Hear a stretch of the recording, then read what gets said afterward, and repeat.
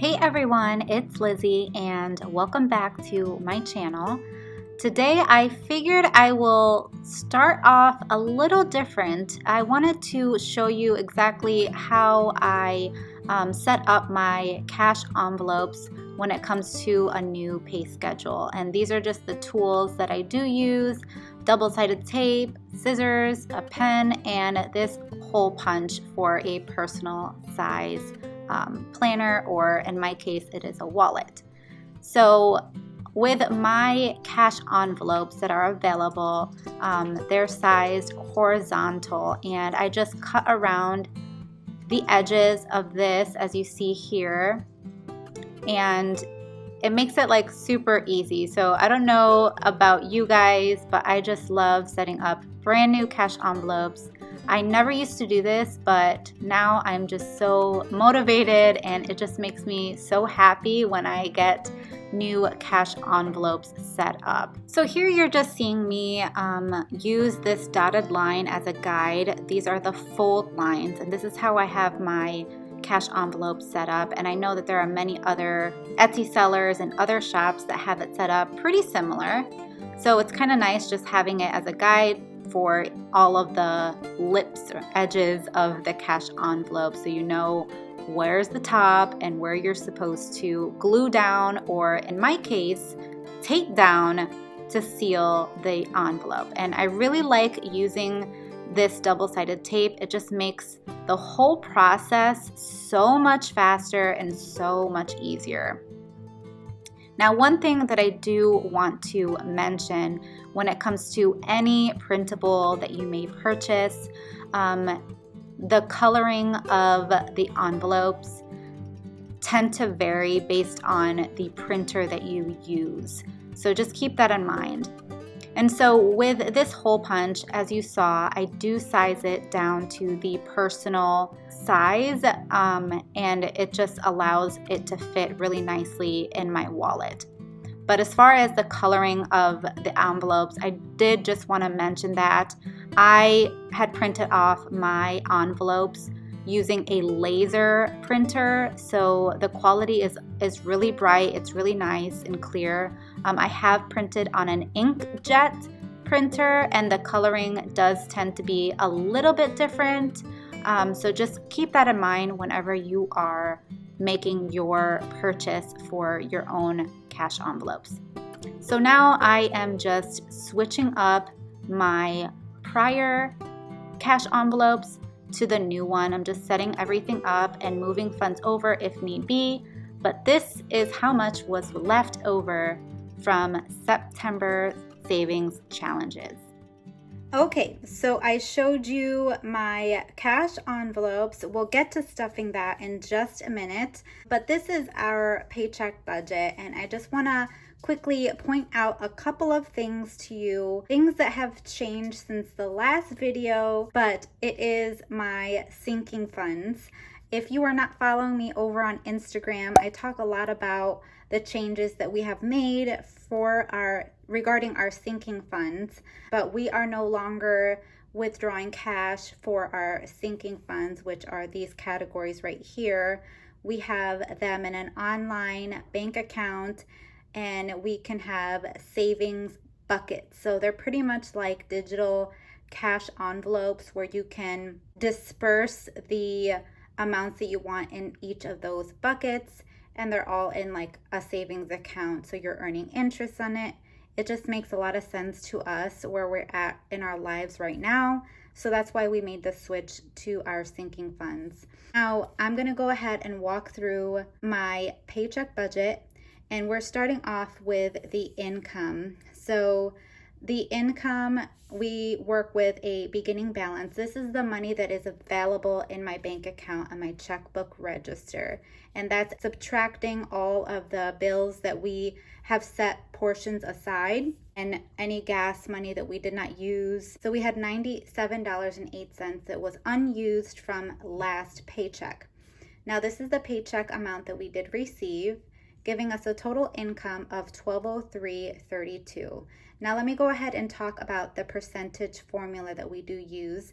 We budget each paycheck based on percentages, and the percentages is our goals of what we want to spend for 3 categories: expenses, goal, which is your savings or whatever goal that you might have, and tithe.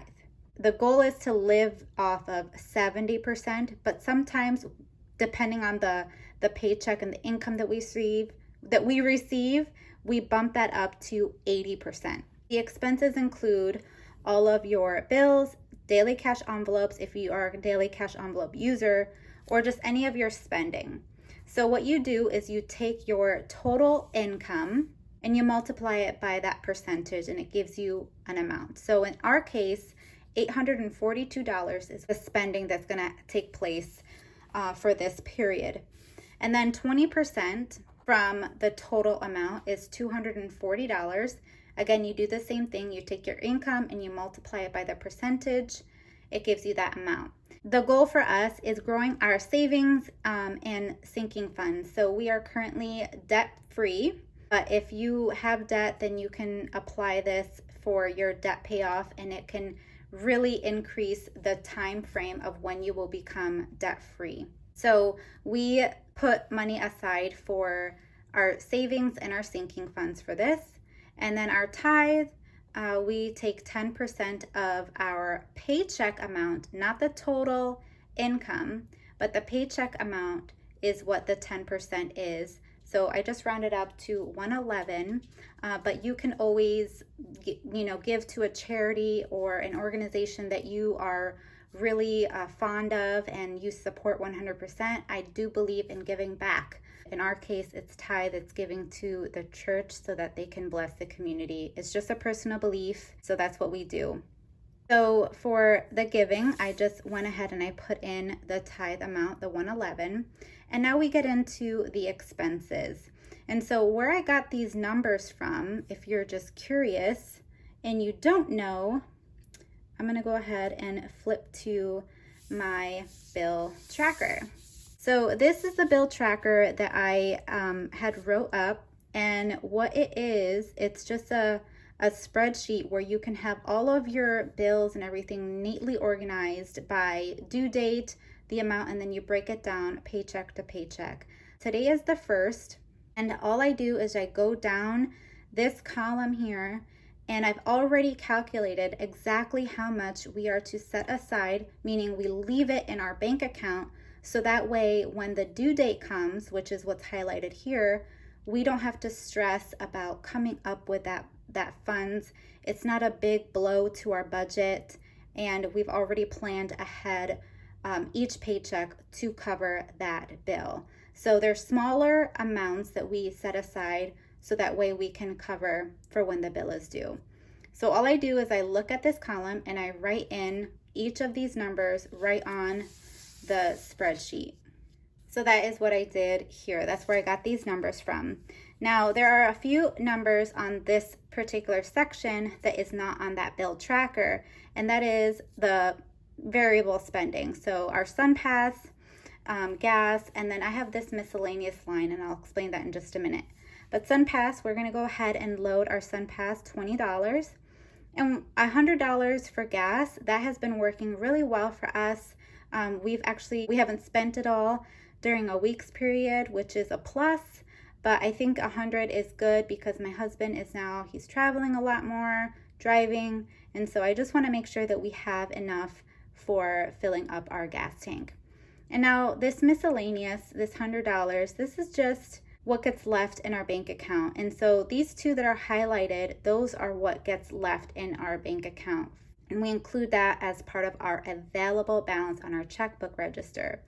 And so pretty much at the end of all of this, we're going to have $200 available in our bank account. Even though this money is in our bank account, I'm not including this as my available balance of what I can use my debit card for or anything else, because this is already accounted for a future purchase.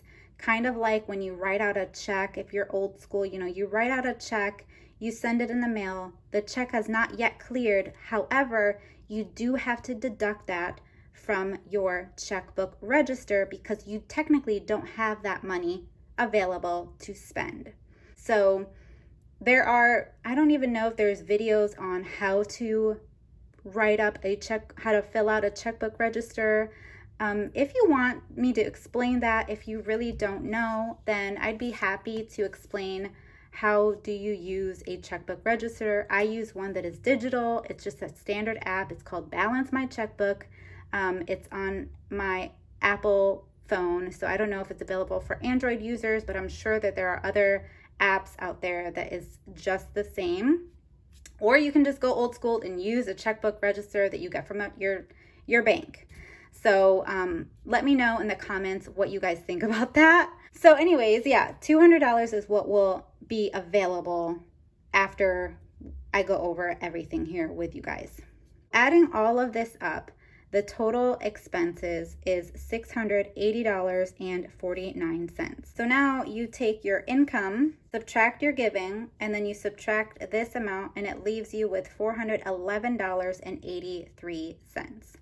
Now, how is it that I come up with how much are we going to be spending for our daily cash envelope section? This right here. I'm going to pull up the calculator. Okay. So we already came up with $680.49. So I'm going to take that amount that we calculated for what our goal is to spend is $842. And I'm just going to subtract that $680.49, and it tells me what we have to be within that goal amount of the expenses.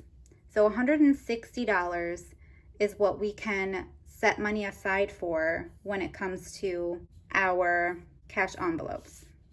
So essentially what I do is I'll have my calculator, that 160, and I'll just go ahead and write in, okay, what do I think is going to happen this week? Are we going to go out to eat? You know, do we have to buy dog food? All of that. We are going out to eat this weekend, and I wanted to make sure that we had money available to us to spend. So that's why I put money aside for groceries, for eating out. Groceries, we always set aside $75 weekly. I talk about it 100 times, I swear, where we set aside $100 per person in our household, starting at $300 for the month. So our budget for the month is $300. Break it down per week, $75. So that's how we come up with that number. So the total cash that we are withdrawing is $155. We are below that 160 to be within that goal amount. Now next is the second part, is the goal. So $240 is what we were hoping that we could set aside for our savings goals. Now our savings goal is to have a good down payment for a home and also apply funds to our sinking funds. So these are the sinking funds categories that we currently have, and we have them in our online savings account. So the total sinking funds is $120. And then for our emergency fund and home, we are putting funds aside there. And the reason why you might be asking yourself, why are we putting money in our emergency fund when we have a 3 months set aside? Well, we will talk about that probably in another video, maybe a Q&A with my husband to explain our reasoning by adding back in our emergency fund. So just stay tuned to that. It's an upcoming video. Subscribe, hit the bell so you'll know when that video is coming up. But we are putting some funds in our emergency fund again, and then $100 is going to go to our home savings, and we're slowly building that up. So all in all, you want to be at a zero-based budget, which is where we are right now. That just makes me so happy. And now let's get to the part where we get to stuffing our cash envelopes. So I have my conscious wallet here, and I have my envelopes ready to be stuffed. And we are going to go ahead and write all of these things in. So starting with the eating out, we had said that we were going to load $40, so I'm just gonna write that amount right up here. And I have my cash ready, and we are putting in $40. So that one is good to go for the month. Groceries, we have $75 that we are going to be stuffing. And for this, I wanted some smaller bills, so I did ask for a few smaller bills. 20, 40, 50, 60, 65, 70, 1, 2, 3, 4, 5, yeah. Okay. Home, we are putting in just $10. So 10 is going there. Pet is getting $10.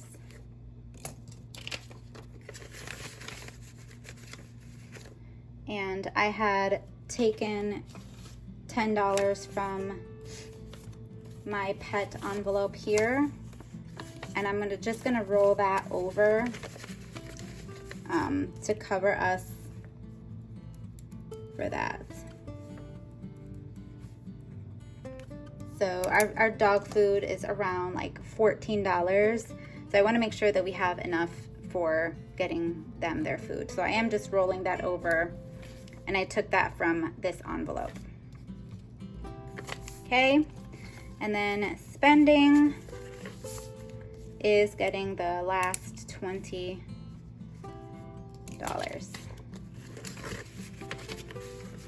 And now this online shopping, this is just when, if I were to do like an Amazon order, we get our protein powder, we do protein shakes. I ordered that on Amazon, so I will take that from our grocery or the food envelope, and I just put it in here, and then when I have a chance to go to the bank, I'll go ahead and I'll deposit it back in our account. So that's what this envelope is for, in case you're wondering.